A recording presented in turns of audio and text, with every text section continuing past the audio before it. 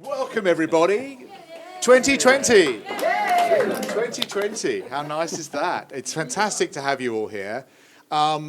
It's a very special event for us for several reasons. Firstly, because climate change is one of the main focuses of what we're doing this year, and Wendy, who's in the audience there, Wendy is running a climate change event. The next one's on February the 4th. And we're also going to run one with Grant Thornton and Freeths as well. So hopefully you can make it to one of those events, which is very exciting. I've done it.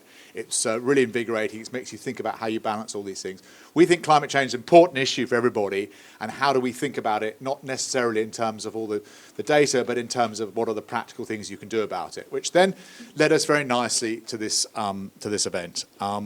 Just the second thing I want to say just before we kick in, and I'll shut up, I won't be long. We just have to say thank you very much, Mark Bishop in the audience. Grant Thornton have been with us for 10 years. They're moving on to other things. So this is the last event they're doing with us. And I just want to say a huge thank you. You came on board after the Ultraviolet event some 10 years ago, and you've been fantastic supporters and cheerleaders for us. We've loved every minute, and we'd just like to say a huge thanks to you and all the Grant Thornton team who've looked after us for 10 years. We wouldn't have been able to run the network without you hosting us and looking after us and being there and making life complicated. And we've also had some immensely fun moments and some wonderful events in conjunction with you. So just, a huge thank you from us. And so finally, I wanted to hand over to Alex, who's going to chair and give you a little bit of background on himself and Vinay. This, it's also because there's other topics that thread through this, including blockchain, which is very exciting for me personally, and I hope all for you. I'm going to let them go at it for about 45 minutes, and then we'll have Q&As. But I mean, if you have to interrupt, please do, because we're going to get some good questions. I'm looking forward to it. Looking forward to fascinating, and thank you both, Vina and Alex, coming all the way down from London to come and speak with us. It's very exciting to have you here. Thank you. Okay. Good to be here. Thank you. Thank you, Tony. Can everyone hear me all right? Yep. Fantastic. Well, thank you firstly to Tony, and thank you to all of the organisers here for inviting me along, for inviting Vinay.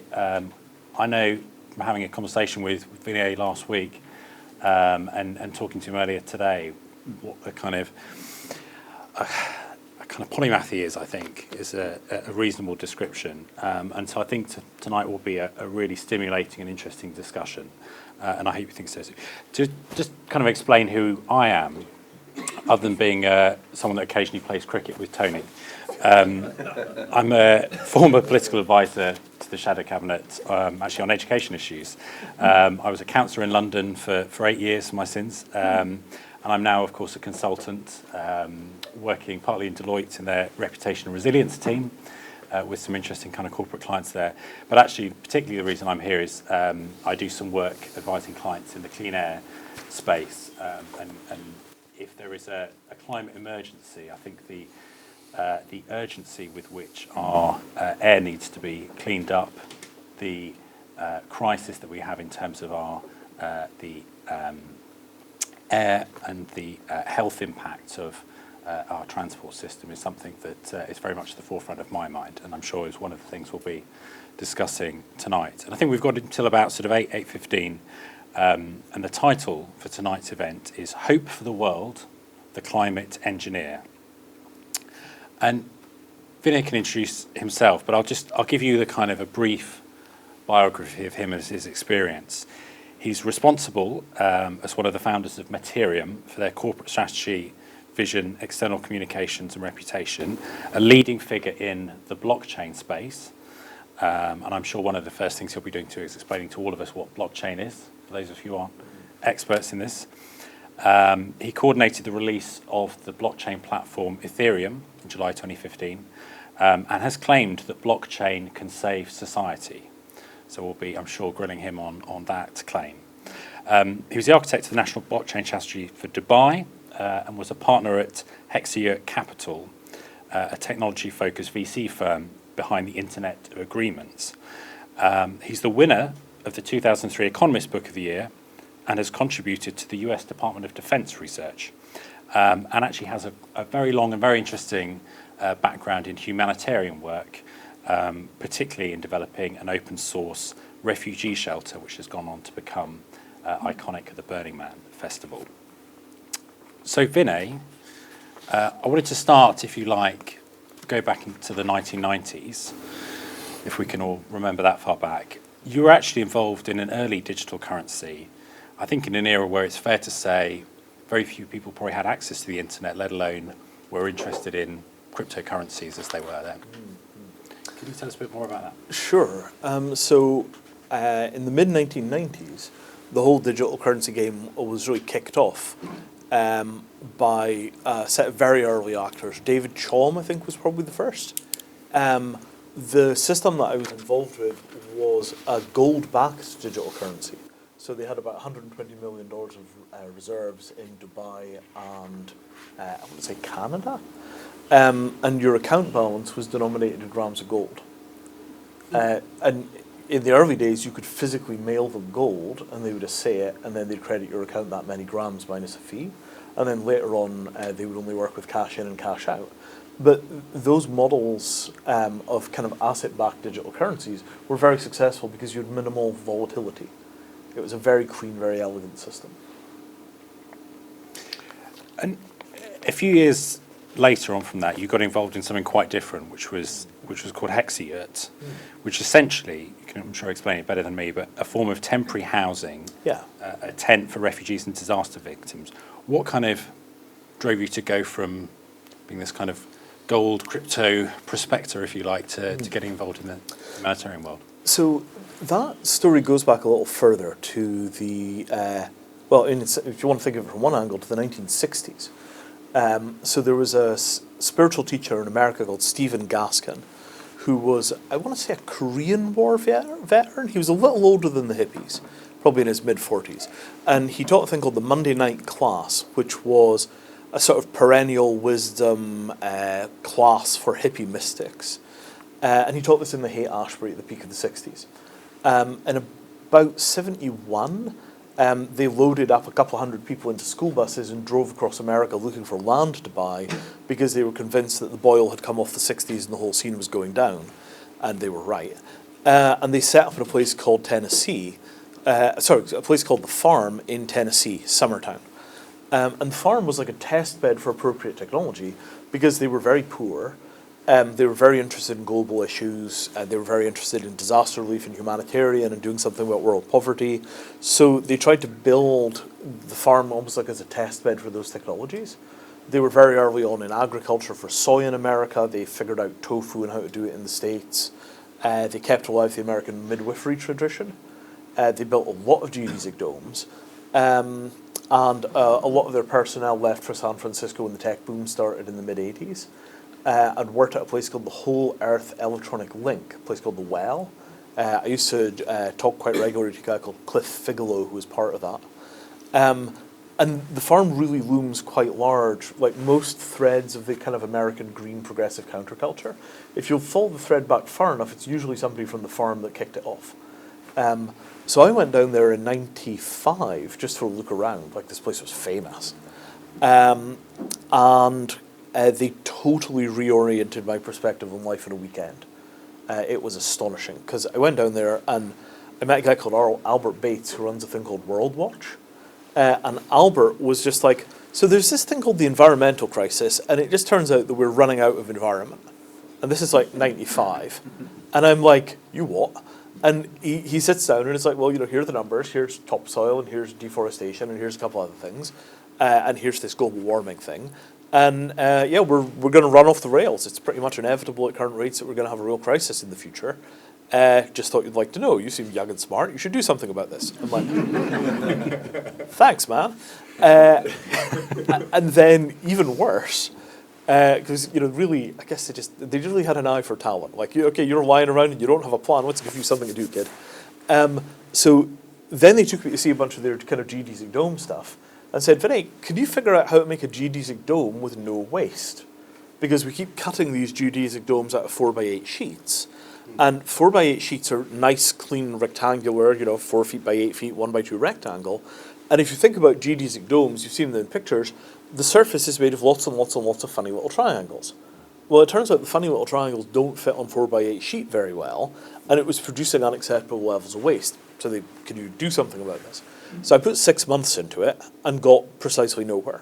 I got like a 6 or 7% improvement, but it was in no way, shape, or form what we needed.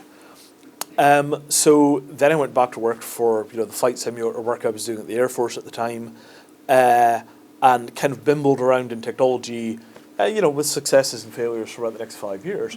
And then I didn't pick the whole thing back up again until after 9/11.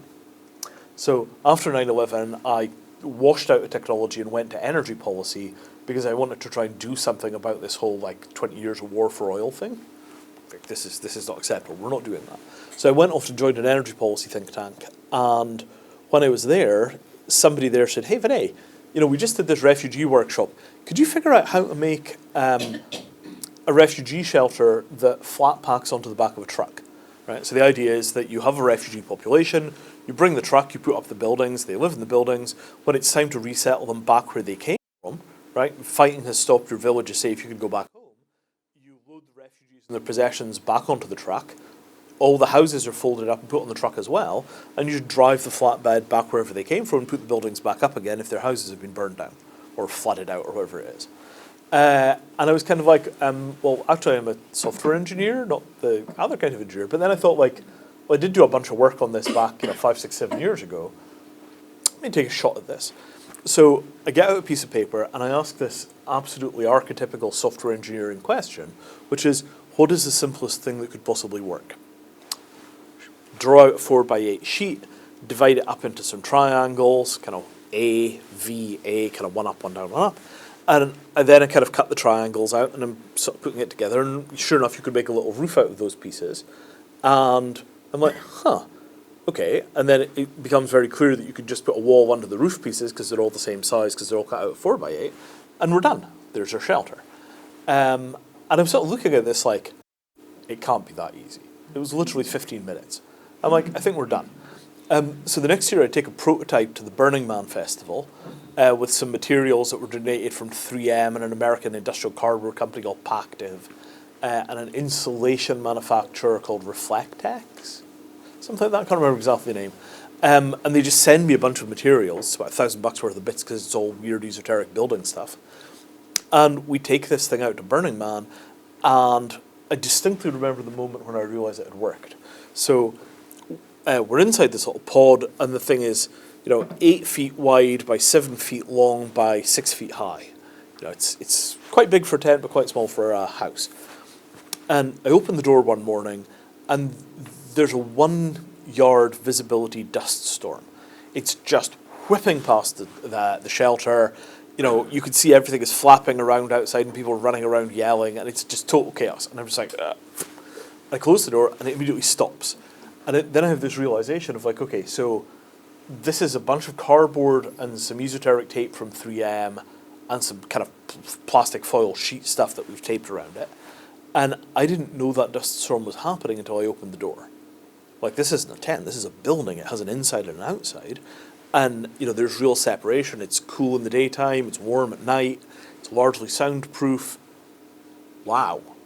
Okay, I guess we're doing this. And that sort of set the trajectory for my life, because I knew that going from a single shelter at a festival to providing cover for hundreds of millions of people, which is what we're going to need, we're going to need hundreds of millions of people's worth of shelter, was going to take decades, right? And I knew that for large parts of that, I was going to be working so far in advance of anybody else's understanding of the problem that it was going to be unfundable. And that turned out to be true, because every time I would sit down with people and explain that we're expecting 100 million climate refugees in 10 years, 20 years, 30 years in the future, we need to do funding on technology research now so we can meet the capacity then, people's eyes would roll back in the back of their heads like, they'd just done an enormous bong hit. There was just this kind of like, they'd just kind of stare into space like that can't possibly be happening, and even if it is happening, that's not how our budgeting cycle work. If you're doing 4-year budgets, when somebody comes in and says 30 years in the future we need to rehouse 300 million people, and it takes a long time to get good at things, we have to start now, people think you're insane. And so I went through really 15 years of people not getting why this was needed, while the carbon continued to climb and while the humanitarian noise continued to increase, and everybody just pretended that none of this stuff was going to turn into an actual humanitarian crisis. And then about 5 years ago, we started to see the boat people coming across from Africa, and it was like, okay, this is starting to kick off, and Egypt becomes destabilized by food price spikes, which were produced by drought. Same things in Syria, drought and war. And I'm just kind of watching this like, they're on the way, they're on the way, they're on the way. And it's not really until the Australian wildfires that we've gone through this sudden transition point where that work has become visible to people. People are just like, oh.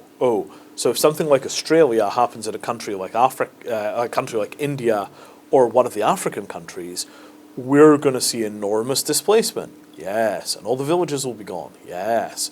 But the people will walk away. Okay, where do we put them? And so we're just getting to that horizon, and that's 18 years in. Was the temptation at that point when you had that eureka moment about to kind of become, I don't know, the sort of the IKEA of the disaster shelter world, rather than, I understand you went down a kind of a different route, which was to provide this on an open source basis and say, anyone can have it, feel free to build it. Yes, I mean, we tried the IKEA thing good and hard. I had a whole bunch of conversations with people that were very tightly associated with IKEA over the years about IKEA doing the shelters, and I think it's inevitable that IKEA eventually will do them, because we have manufactured Hexayurts on production lines that also did tabletop for IKEA. Same factories, same equipment. But IKEA backed a different shelter design called Better Shelter, which is actually worse shelter. It's very expensive, it's hard to put up, it doesn't last very well, and it catches fire. So why did they back it? Sorry. So they backed it because a Swedish guy convinced them that he was a professional designer and he was going to design a shelter and it was going to be really amazing. And I had trained Johan over several years. We'd built many shelters together, we'd done a whole bunch of workshops, I'd taught classes with him. So he'd absorbed a lot of the mindset of the Hexayurt, but the problem with designers is that they have to design, right?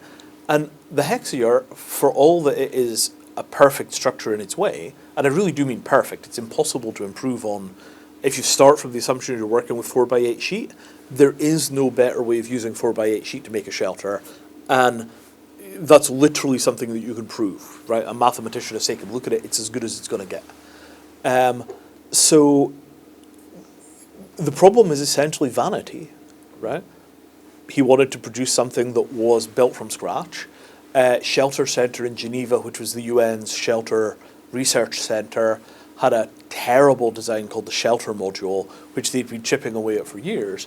And there was a bunch of not invented here, and there was a bunch of, you're not a designer, what could you possibly know about this?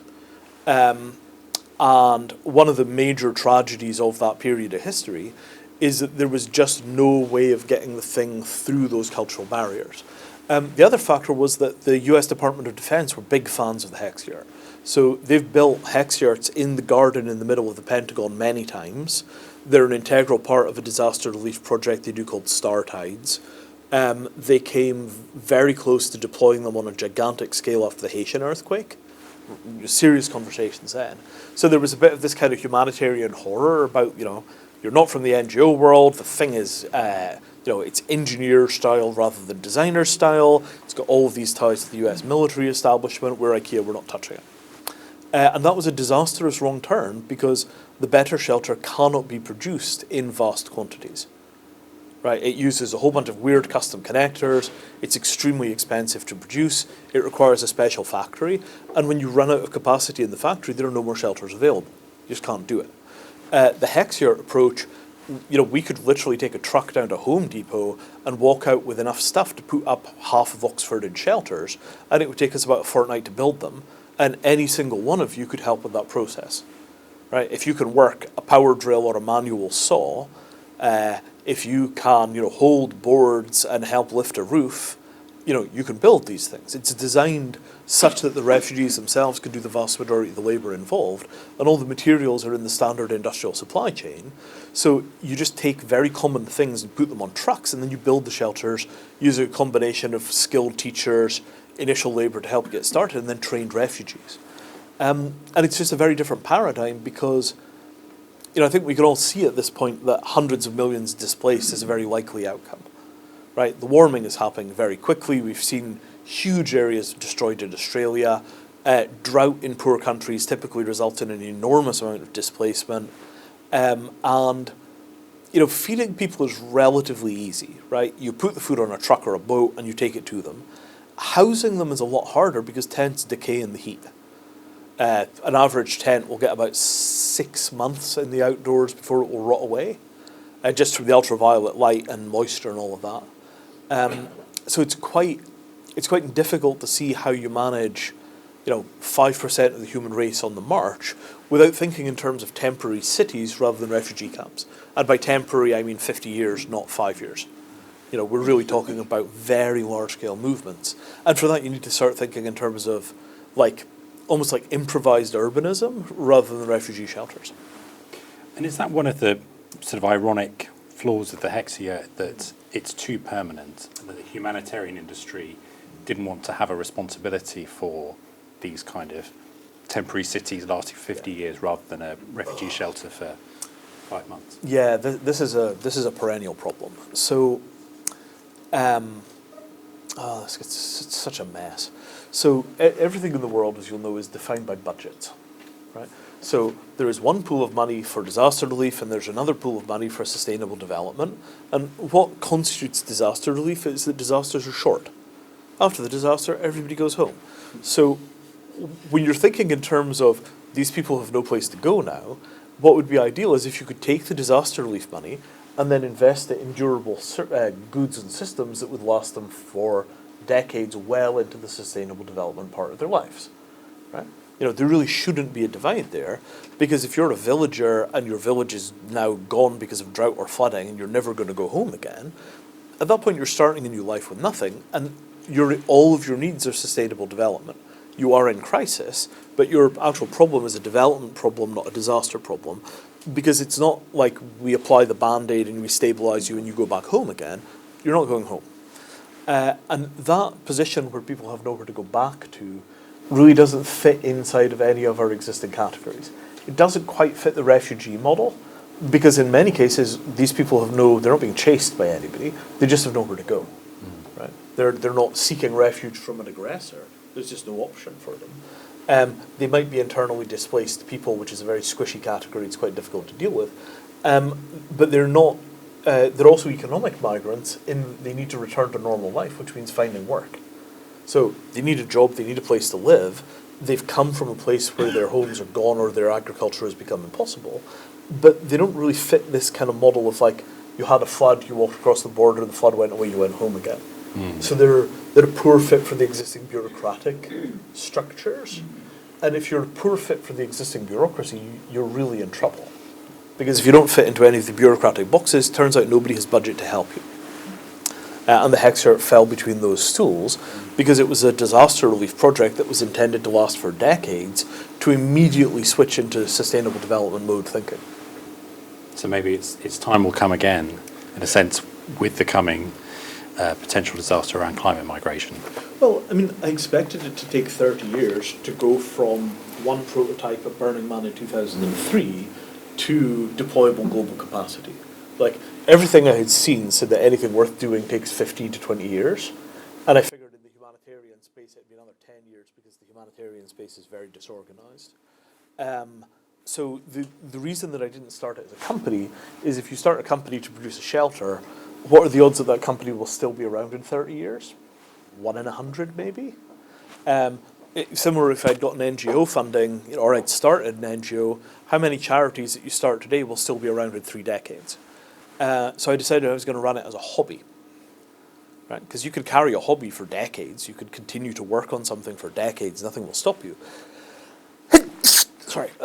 As long as it's broadly within the parameters of the level of effort that a hobby requires, I've kind of been an obsessive hobbyist. There are times when I would spend half a year working on this stuff, but as long as you're making good money the other half of the year, you could continue to push forward. And I got lots of people to help me along the way.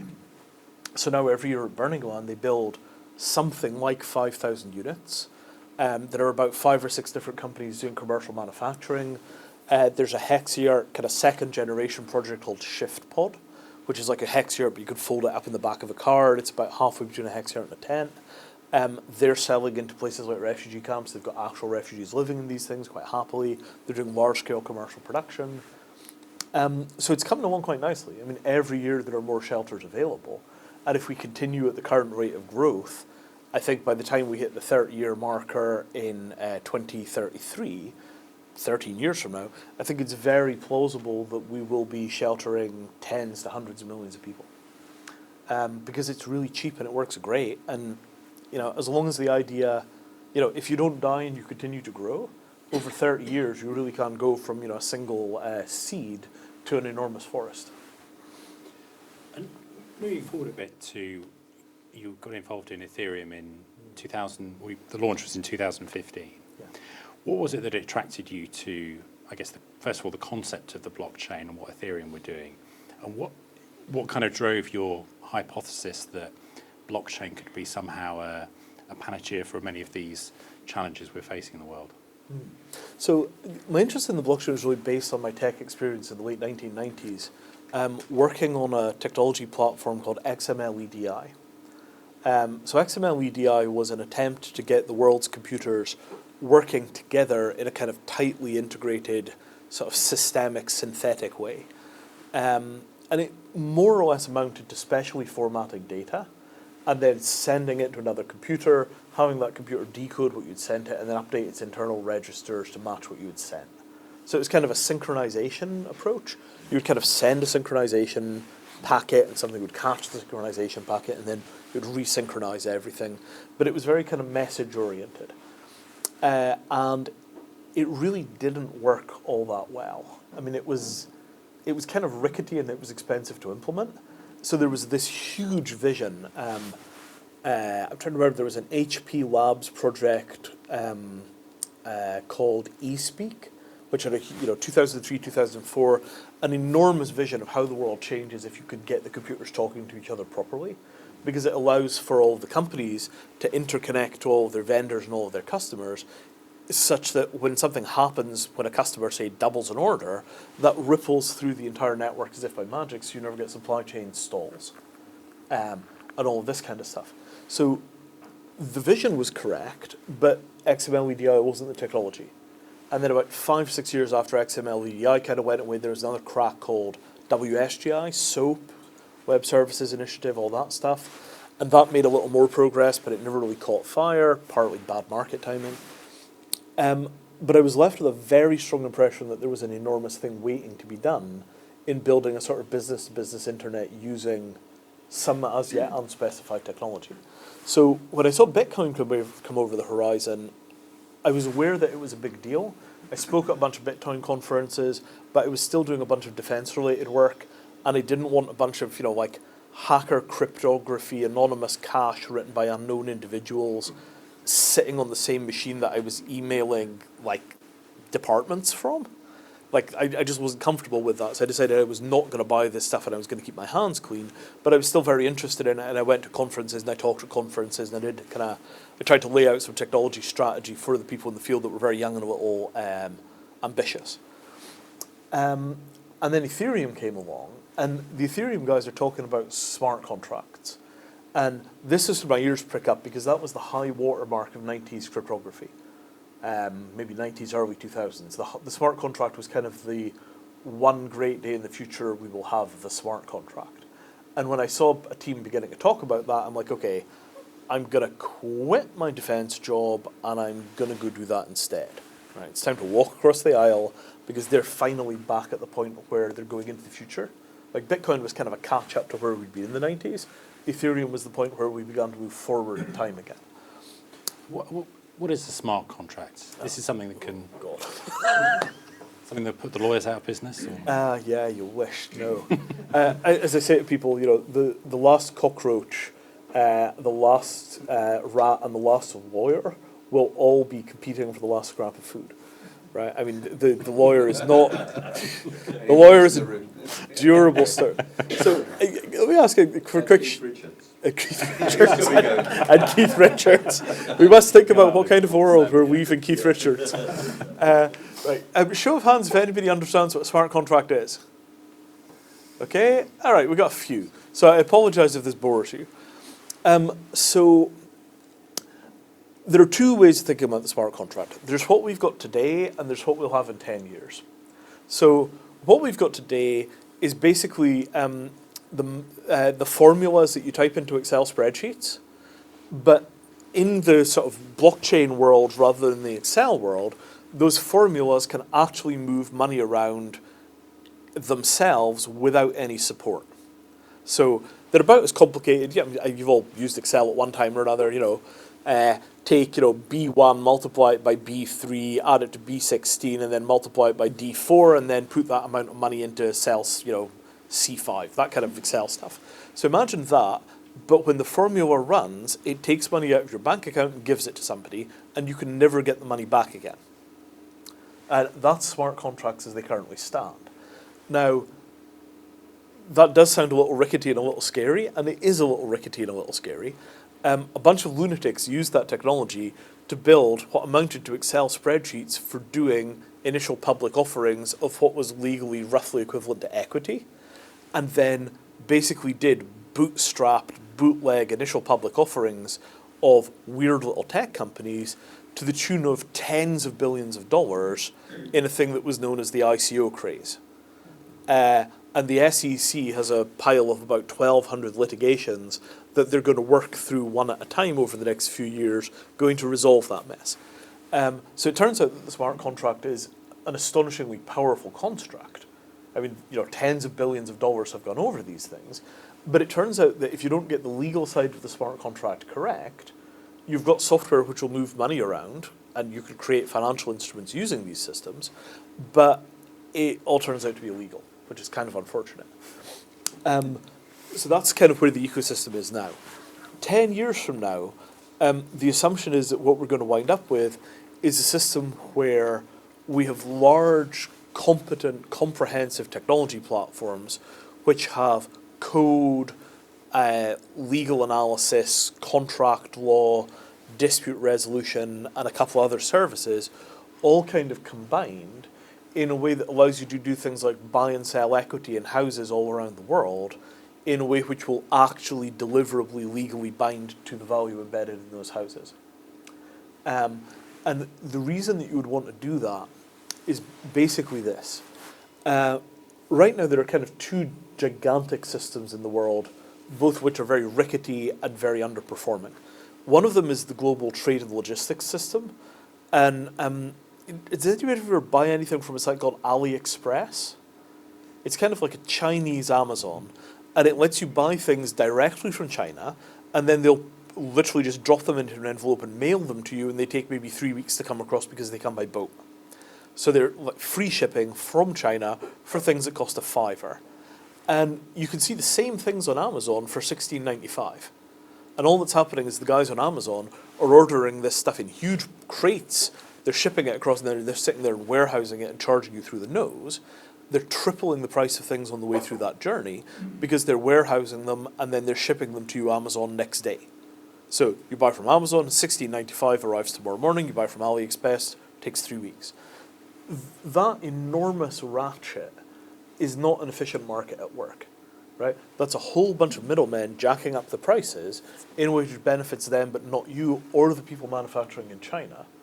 And all of that exists because international customs are incredibly inefficient, and because warehousing is expensive, and because we don't really have a fluid, responsive international trade architecture. If we did, there would be a small difference in price for next day delivery versus 3-day delivery, but that versus 3-week delivery, but the whole thing would be kind of smoothed out. And what's happening is that we've got these big lumps in the international trade system, which people are arbitraging like no tomorrow, making a bunch of money doing, but it's not benefiting either consumer or producer. So, problem one. The second system that has enormous problems is the financial system. So, if I want to buy, well, let's say that I own a house, right? Notionally, I have a house, I own 100% of it, it's in Zone 3 in London. I decide that I want to hedge my risk so that my assets are protected from London price spikes. So what I want to do is I want to stay living in my house, but I want to swap equity in my house with 100 other people in 100 some more houses around the world. So I own 1% of 100 houses, they all own 1% 100 houses, and we all still live in our houses. And we're now all risk compensated from volatility in the markets that we happen to be in. Right? Very reasonable. The administrative overhead of doing something like that is 100 sets of paperwork across a whole bunch of different legal jurisdictions, because the same thing that gives you insulation from risk is that you're operating in different legal jurisdictions. And the friction becomes so enormous that you can't risk compensate in this way unless you're an enormous hedge fund. So part of the reason that hedge funds rule the world, particularly quant funds, is because they're so big they can afford to do the paperwork involved in doing international asset transfers, which is what you require if you're going to get portfolio stability in a rapidly changing globalized world. And what that creates is an enormous benefit for large entities at the cost of small players like us, all being very fragile to variations and fluctuations in the local economy. So we're all being systemically disadvantaged because unless you give your assets to a hedge fund and they manage the money for you, you can't overcome the transactional costs of doing the necessary transactions to risk stabilize your asset pools. And those problems are creating kind of systemic injustice in the financial system, which is making it very hard for ordinary people to feel like they're getting any kind of fair deal from the financial system. And that's even first worlders are having those problems. Imagine how bad it looks if you're trying to raise capital for a small business in India or China. You just can't get access to the financial markets, even if you're in a country that has a 20% rate of growth in some regions. You know, some of these places are seeing 20% per annum GDP growth in small areas, and it's impossible to get capital into those places. So all of those problems are caused by the inability to get paperwork done, to get everybody on the same page internationally, to have machines handle the paperwork and the bureaucracy rather than people, to get efficient translations of contracts so you know that if one side signed it in Mandarin and the other side signed it in English, it says the same thing. There are just layers of complexity and bureaucracy and problems in doing logistics and finance internationally. All of that is going to get solved in the next 20 to 30 years by technologies like the blockchain and the things that inevitably follow it, so that it should become as easy to do business with somebody in China or India or Africa as it is to send them an email. And this is kind of software eats the world. The software systems will become powerful enough that they smooth out all the international barriers in the same way that we had to smooth out the international barriers to get the web to work. It's the same process, but it's the internet. It takes the next step into the real world. And so this is what's known as the Internet of Agreements. This is the Internet of Agreements. I mean, is there a bit of a danger that there's a sort of a slight overclaim in the kind of potential here for the Internet of Agreements? Like, you know, you kind of think people have been talking about things like the Internet of Things, all these kind of different developments and their kind of potential scope. But I'm kind of also, it makes me actually think, going back to your point about where we were in '95 and the things people said about the climate crisis then. Yep. I was a kid when I was in '95, and I had a kind of Blue Peter book which said that, you know, by the millennium, the ozone layer would be destroyed. There'd be all this kind of like terrible impacts in terms of global warming, so on and so forth. And actually, a lot of that hasn't come to pass. Is there a sort of a flip risk that the kind of opportunity that you see through the Internet of Agreements isn't going to come to pass either? So there's a lovely saying from the singer Peter Gabriel, nothing fades like the future, nothing sticks like the past. You know this old story about, you know, the space shuttle is built the size it's built because of the width of a Roman horse axle? So, you know, the Roman roads are so wide because it's got to accommodate 2 horses, and that's how wide the axles are. The axles then move onto the same axles that are used to make cars because they're on the same roads, which then turns into, trains, which then turns into car axles. And, you know, it's a little bit of a shaggy dog story, but, you know, mumble, long chain of cause and effect. At the end of it, that's why the Space Shuttle rocket booster is 4.3 meters wide. So, you know, we are a couple of historical accidents away from still doing multiplication in Roman numerals. You know, if you just zig when you should have zagged, your culture can get stuck with terrible ideas for centuries. And there are quite a few of those around. Like the split between the metric and imperial system for screwdrivers and bolts and wrenches and stuff like that. How do you wind up with a single planet with everything having to be manufactured in 2 different sizing schemes it's impossible to justify that on any kind of rational basis. It's purely historical accident and stubbornness from people that didn't really understand the long-term impact of their actions making decisions. That caused a probe to crash on Mars because one team had done their math in meters and the other team had done their math in feet. Oh. And there was no proper handoff in the system because neither side thought it was conceivable that the other side would be doing something so stupid. I'm not going to tell you who I think was right in that debate. But that sort of problem, if we get a problem like that requires us to stick inside of the existing systems that we use for trade and logistics, what we'll get is a world with roughly a 10% GDP drag. Right? Container shipping, where we put everything into these standardized metal boxes to ship it around the world, puts something like 7% on global GDP. And at a point where the world is kind of hot, poor, and starving, I don't think we can afford a 10% GDP drag for paper pushing.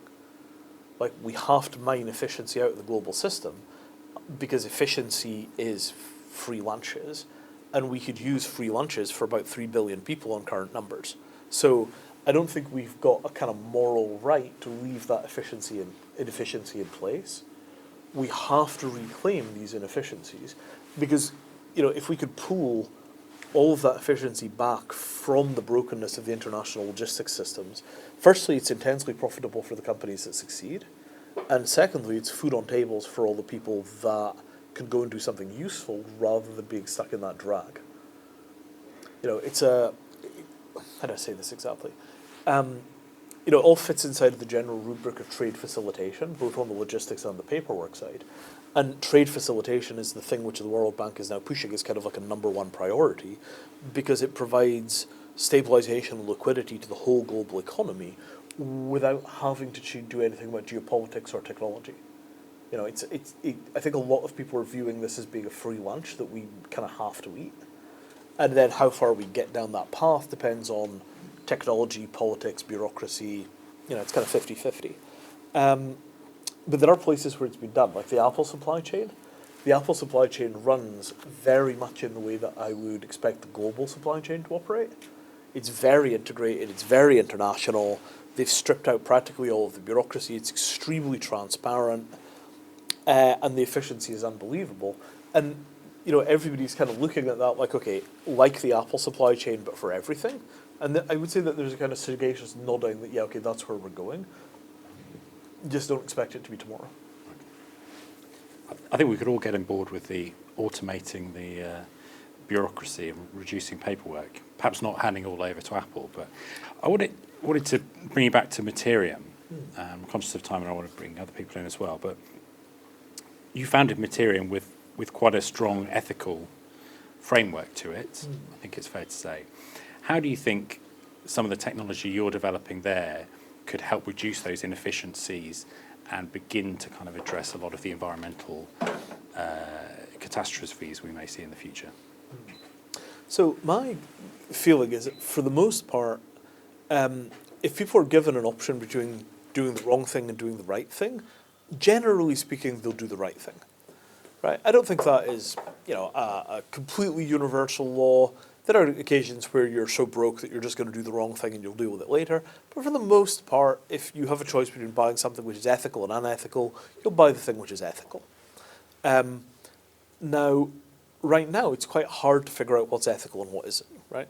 It took a long time for the organic and the fair trade and the free range and all the rest of these sort of certifications to get stood up, not just as a certification, not just with a certifying body, but as something that consumers could relate to and that would affect buying decisions.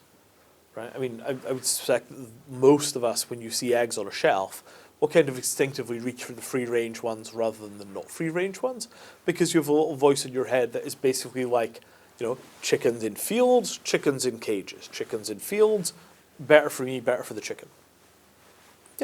And that sort of pressure towards doing the right thing is very driven by habit and it's very driven by data.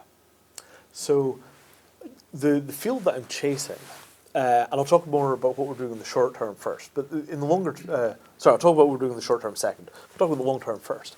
So the field that we're chasing is inefficiencies caused by poor specification. So you buy something on the internet, and this hits us individually as consumers a little, but for business, it's a really big deal.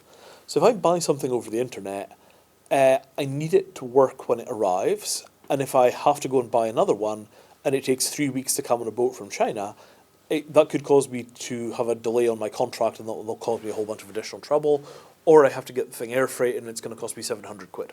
Right? So if I buy my box of 24 steel bolts, they have to be exactly the size that I need, they have to be the tolerance that I need, they need to be in the correct steel. All of that stuff has to be exactly as specified. So what Materium does is it basically provides you with a framework for putting multi-dimensional product specifications on the blockchain. And multi-dimensional is really important. So the manufacturer certifies the dimensions and the steel. Somebody else certifies that they are legal to import and legal to export. They're not a controlled munition or something. Somebody else comes along and says that these things have been carbon compensated. They've had all the calculations done, trees have been planted, the offsets have been purchased. Somebody else comes along and says, we're an independent testing lab, we put this bolt into a machine, it is actually corrosion resistant to at least this standard, here's our data. And I, as a buyer, if I have a choice between some random bolt seller on Alibaba that tells me their bolts are great, versus another seller that has exactly the same bolt but with all of this documentation on the blockchain and strong legal recoverability of assets if they're lying, I'm in most cases going to pay a premium to get the thing that is genuinely, reliably what I'm paying for. So we call this the doubt discount. Normally when we buy something online, you always have a doubt about the fitness for purpose of the goods or the quality of the goods or delivery schedules or these kinds of things. And that means that we're constantly applying contingency in case the stuff isn't what we thought it would be, right? You know you're going to need 3 and you buy 4 because one of them won't turn up, this kind of thinking. Or, it says it's $25 and you're kind of like, yeah, but what if it doesn't fit? And then you just don't buy it, right? So getting rid of the doubt discount, it saves waste and it makes money. Good enough to get started with. When we start talking about the global, international sort of implications of this, if most of our manufactured goods have extremely detailed, extremely reliable, multi-dimensional specifications available, we can now begin to use software to drive provisioning. So I come along and say, right, here are 36 things that I need. I've typed them up in a spreadsheet. I hand the spreadsheet over to a website that does automated provisioning. It goes out and finds me people who will sell me all of these things. And because the specifications are extremely precise, that website has the ability to go out and do kind of bargain hunting for me. So think of things that look kind of like flight booking websites, but for the material world, right? I want a white dress shirt that is my size, and I want it on Thursday before I fly. Go. How do you like this fabric? $18.99. Sold. Right? And that ability to reliably get what you paid for in a way that gets rid of the doubt discount, that's kind of doing for the material world what internet search engines did for information. And who guarantees that reliability? How is it different from, say, having 100 great reviews on TripAdvisor or on Amazon or whatever? Yes. So now I'll come to the kind of near-term stuff. So what we're doing in the near term is working with things like Stradivarius violins. We're also working for William Shatner, so we're doing a bunch of Star Trek memorabilia, but it's Star Trek memorabilia and a range of other things up to and including Stradivari. I'm never sure if that's the right plural for Stradivarius. Stradivarius? Stradivarius? Stradivari? Stradivariuses. I mean, if it was an octopus, you'd say ocpodides, if you were being correct. Octopuses. Yeah, octopuses. No, there's a Greek. Anyway, enough of Greek Probably plurals. unlikely to ever be able to afford one, let alone many. But Well, but they're fairly cheap to listen to. If you're dealing with the Strads, what you have is a set of experts that will offer you an opinion that the thing is accurate. But an opinion is an opinion. And the opinions are usually backed by reputational loss.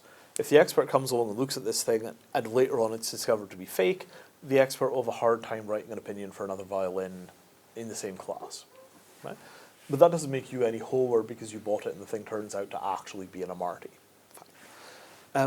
So there's a risk here, right? You know, one expert identification in 25 turns out to be inaccurate, for example. Varies from field to field. And where there's risk, there's insurance. So our approach is that the experts basically give you an opinion, and the experts work with insurers or work with us or work with mutuals or a bunch of different legal structures to come along and give you a policy where you give the expert $5,000 and the expert gives you $500,000 of cover against the violin not being real or not being as described. And what that means is that you as a consumer can buy a set of these policies to ensure that the object is genuine, and this has two features. The first is that if there's a problem, you get money, and you don't have to go to court because it's a dispute resolution with an insurer rather than having to try and sue somebody. So it's a much gentler kind of dispute resolution, thing one. And thing two is you know that they're serious about the accuracy of their opinions, because if they're wrong, they're going to have to pay out their own pockets.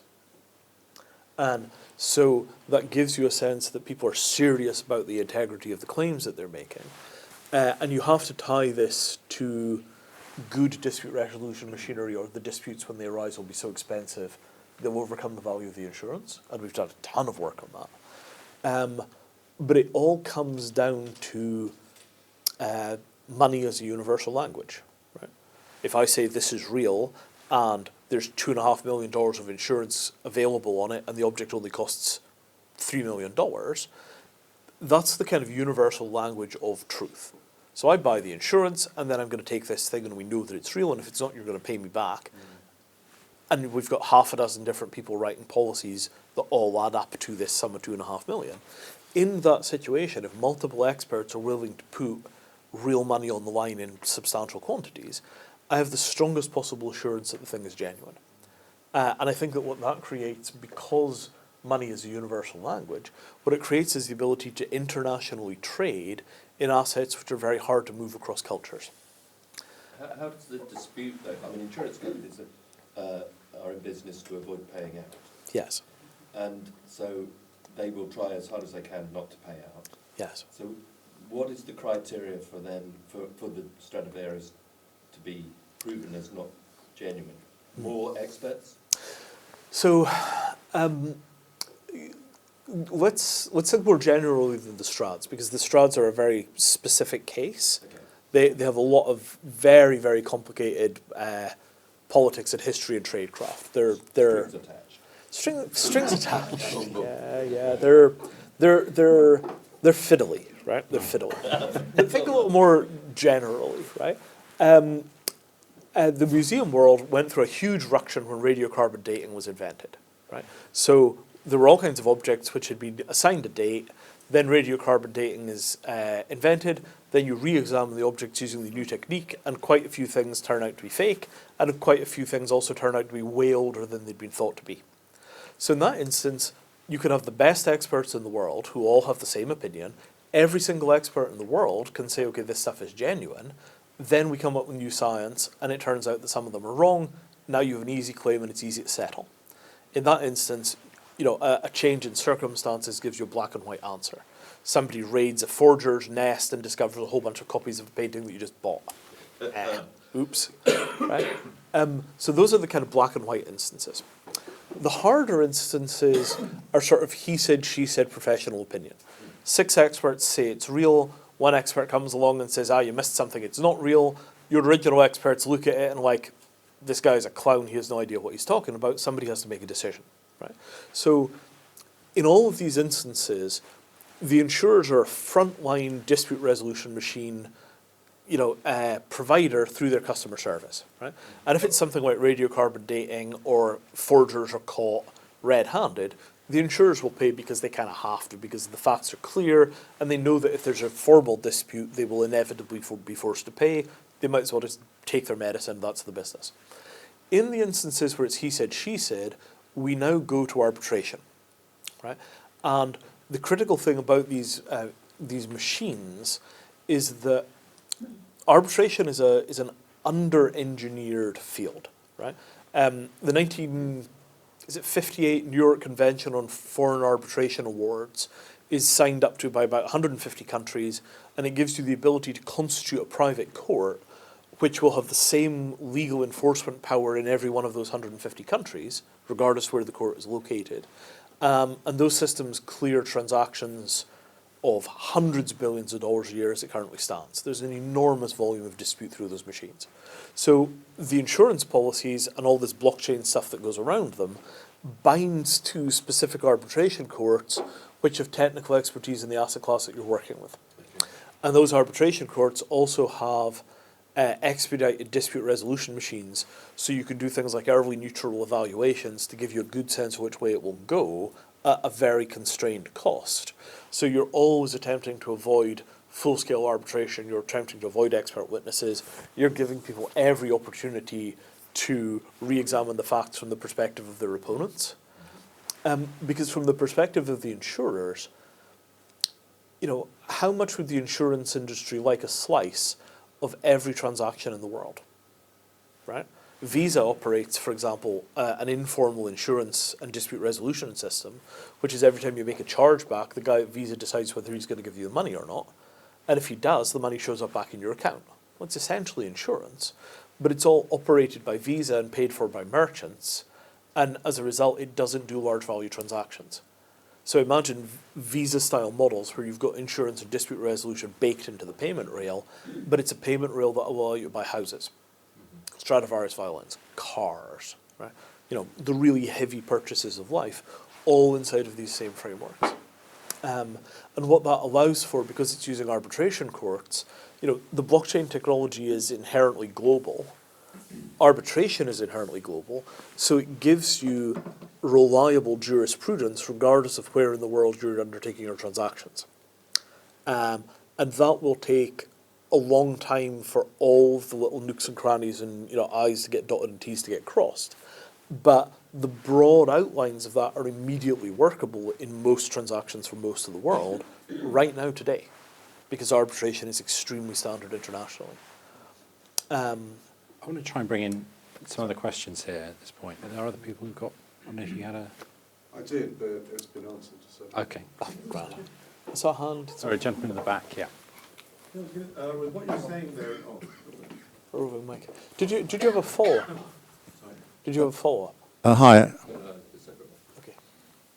Hi, I'm Haig with Haig Barrett with Management Consultants. Yeah, I was just interested to know with the description you made of the violins, I can't pronounce it either, or some of those other things. Is there an opportunity to tokenize those types of things or cars where the history kind of follows with it? Or is it always going to be a unique kind of timestamp on it to get all those experts or things in? So yeah, the opportunity to tokenize long-term lifetime, if you like, for cars or things. So we are very much in favour of tokenization. We think it's a really good idea. We do not want to compete with our customers, right? So we would quite like there to be a nice position where we do the object authentication, we verify the things are real, and then that becomes kind of a standard for all of the different companies who are doing tokenization to verify that the physical assets that they're tokenizing really exist and that they have the attributes they are legally required to have. You know, it's kind of a different level of the stack. So we think of the tokenization companies as potentially in the long term some of our best customers, but we ourselves don't want to compete with them, so we're staying out of tokenization. Because if we did a bit of tokenization stuff ourselves, on one hand it would prove that it works and we could show people how we think it ought to be approached, but on the other hand, who wants to buy services from a company that could compete with them? So we're much more comfortable staying out of tokenization. Thank you. Yeah, lady back. Oh, sorry, sorry, the lady behind you. Lady behind you, yeah. We'll come to you next. I think I just did this morning. Interestingly, I have EU staff members, EU colleagues, and this morning, or it was something different, but you've made me think about it. We went into the government website to authenticate their settled status, which is quite an interesting process. Do you know how this is working? There are no pieces of paper. Yeah, it's all done on a phone application. It's done on a combination of a photograph, a piece of a code that comes becomes that they log into the government website with their details. They get a code from the government website that they can send to anybody they choose, who then gets a code, uses that code to go back into the website to say that this person is who they say they are. Oh, so it's like a vouching thing, like people used to sign the back of passport photos. Yeah. Sorry. I'm not sure. Is it a token or is it three-factor authentication of the sort that you're talking about? It sounds like both. I mean, the use And it's of... for people. Yeah, yeah. I mean, so very early on in the discussions around Materium, there was some thinking about whether you could do this for things like medical registration. Yes. Right? You know, if somebody comes and says, okay, you know, here's my certificate, I am, you know, I've got 14 years of surgery in Japan, and you then attempt to re-implement that in New Jersey, just managing the paperwork burden of recertifying is so enormous. You know, could you streamline that using the same kind of mechanisms that we're using for objects? And our take on that is, technically there's no problem. In terms of commercial risk for things like malpractice insurance, there's no problem. But the certification boards are going to cause you enormous problems. So it's not that you can't do this in a way which is legally responsible and would ensure patient safety, but it just turns out there's a bunch of legal machinery which you would have to negotiate with to get results. And, you know, like by the time that process was done, my beard would come down to my navel. I've got a feeling that the British government have just kind of wormed their way right round it very quickly. More power to them. I mean, you know, the idea that the situation is so desperate that the British government actually becomes nimble and responsive for a change. Generally, you know, the British cultural rule, like only when the situation is truly desperate will we risk putting the smart people in charge. You know, it's how we survived World War II. The situation became extremely desperate. They finally decided that the boffins were going to run the war, and the result was Alan Turing and the invention of radar. Right? And it's not until, you know, true desperation descends on the British people that they finally accept that smart people better be put in charge of the situation. Because if you put smart people in charge of things in time of peace, you get chaos. But if you've already got chaos, then you get order.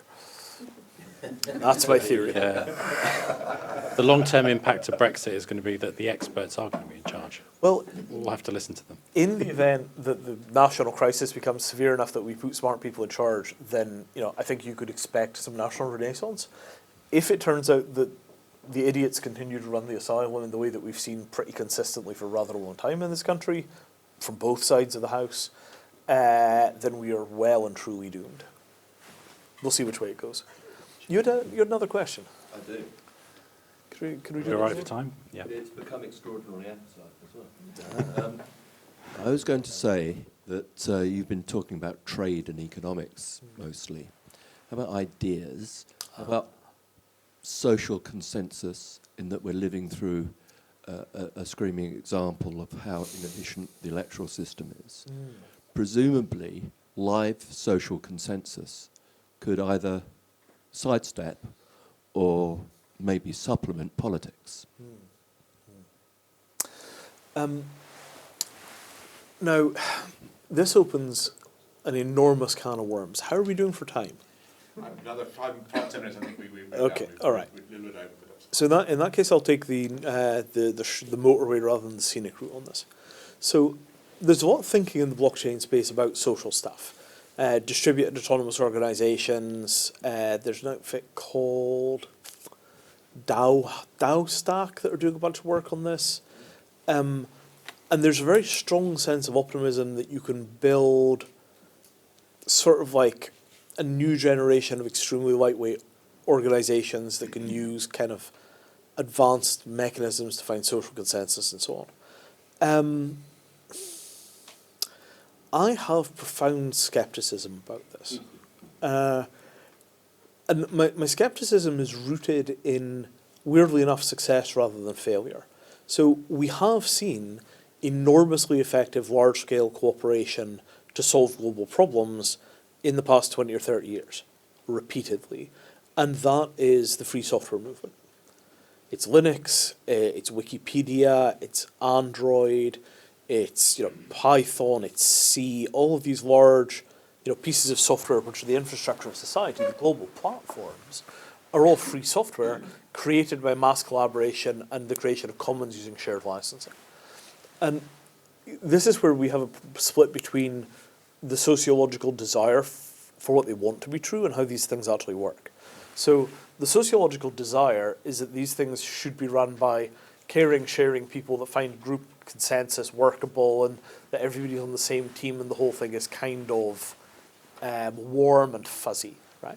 And actually, almost none of these projects work this way. Most of them are run by a single autistic sociopath that governs the project by screaming at people when they screw up and wrote about 50% of the code themselves. And that model of a single super productive individual with enormous inherent authority from a strictly meritocratic base, right? If I wrote 50% of this system myself, you, Rob, ought to be able to write the other 50%, now do it my way because you came here because I did the first half myself. That turns out how these systems actually run. Wikipedia is a little different, but one man wrote about a third of Wikipedia.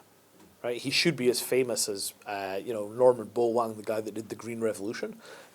One guy wrote about a third of Wikipedia. So those kind of meritocratic dictators turn out to be kind of like feudal nobility, right? One guy with a sword says, I'm going to do it this way, and if you're on my side, we will succeed, and if you're not on my side, we will still succeed.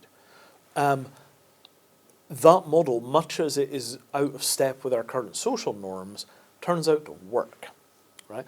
And I think that there is an opportunity to take that model and make funding much more accessible to those networks, to make small transactions for payments much more accessible, to do automated payments for problems solved, bounties.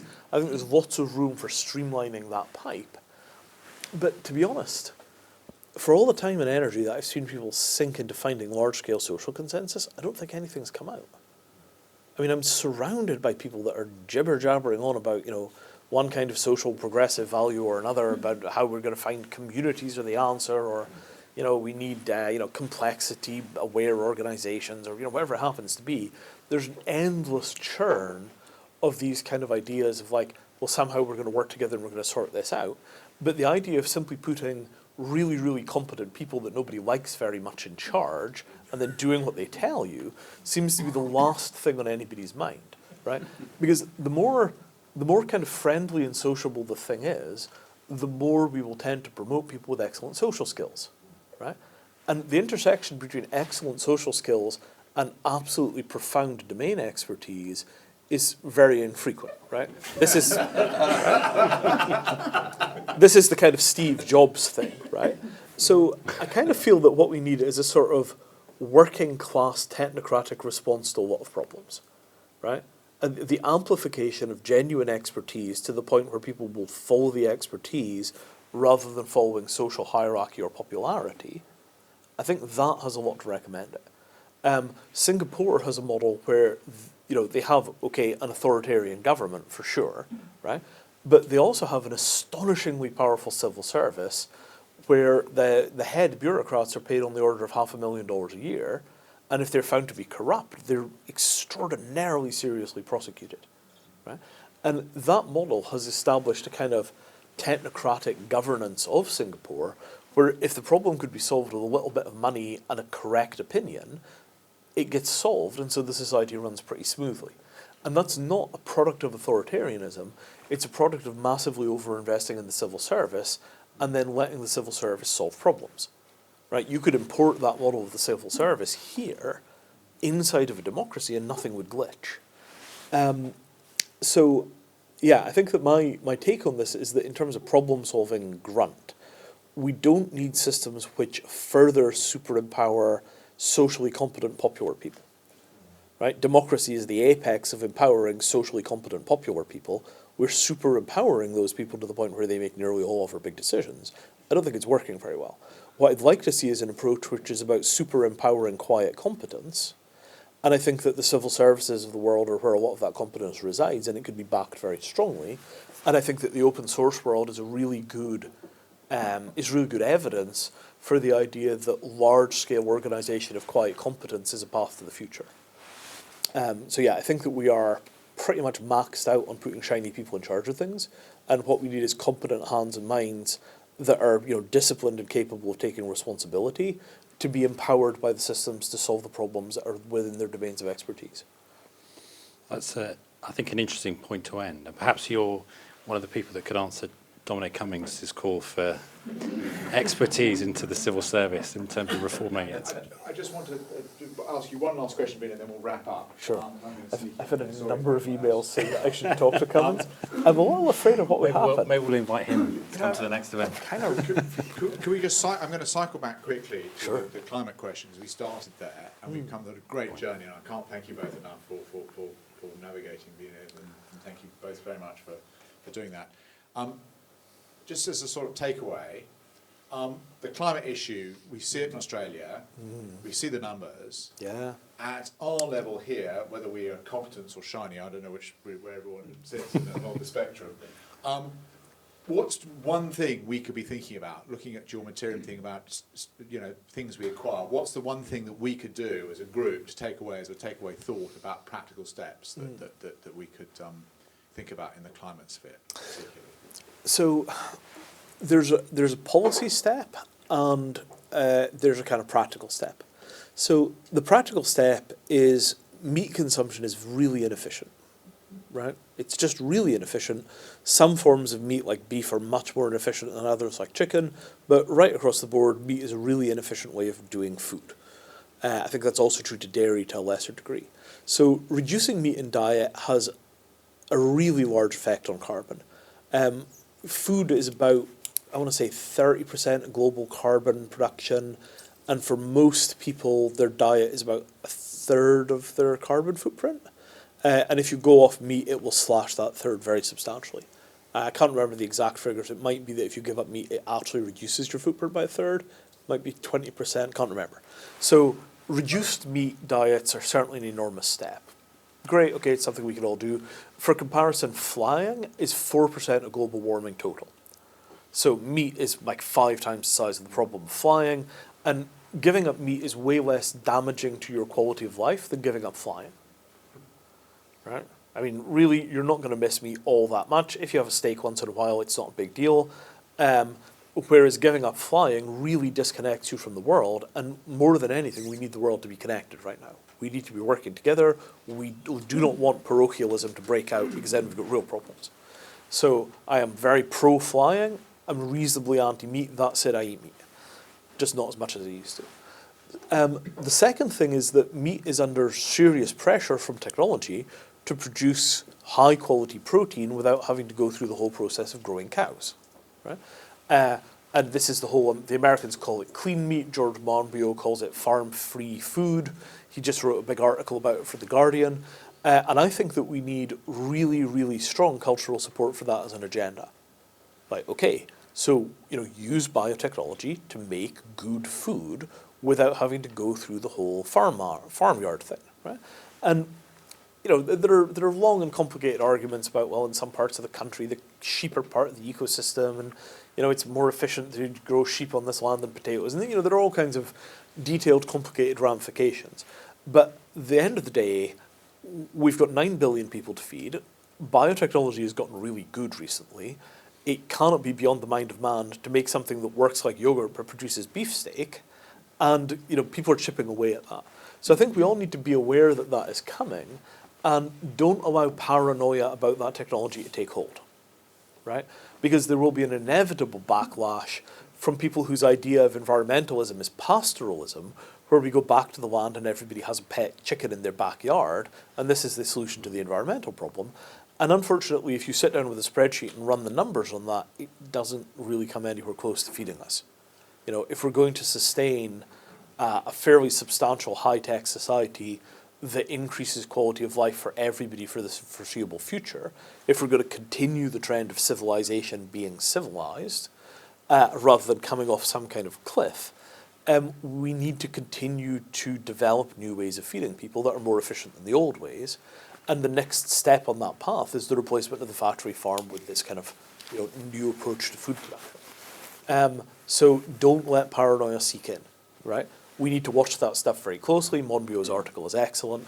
I once bet against George Monbiot on fracking, and George was right and I was wrong. He's one of the few people, when he says something that I immediately think, that can't be right, he's one of the few people where I assume that he's right rather than thinking that I'm right and he's wrong. And then I check, and usually his opinions are pretty well founded. He is not God, but he's close. So I think that there's a real need to embrace those technologies as they come, because they'll come to developed world countries first. One of the things that will come out of Brexit is the UK will get its own ability to make quick decisions on these kind of technologies. You could say that that's us being used as guinea pigs. You could also say that's us taking a world-leading position. So yeah, fight pastoralism. Pastoralism is the enemy on green issues.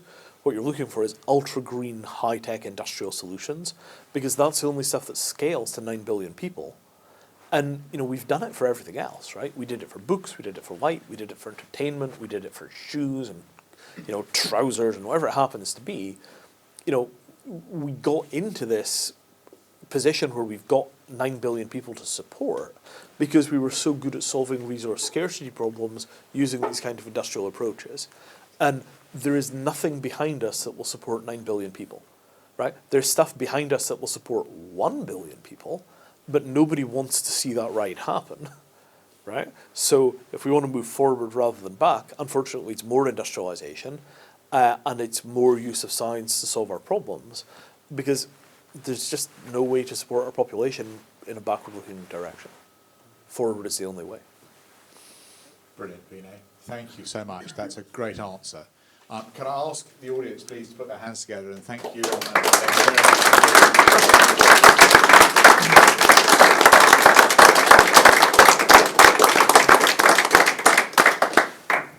Fantastic session. Thank you very much. That was really insightful. I think we've learned a lot. Now, I hope you all stay behind and have a glass of wine and some canapes upstairs with us before you go.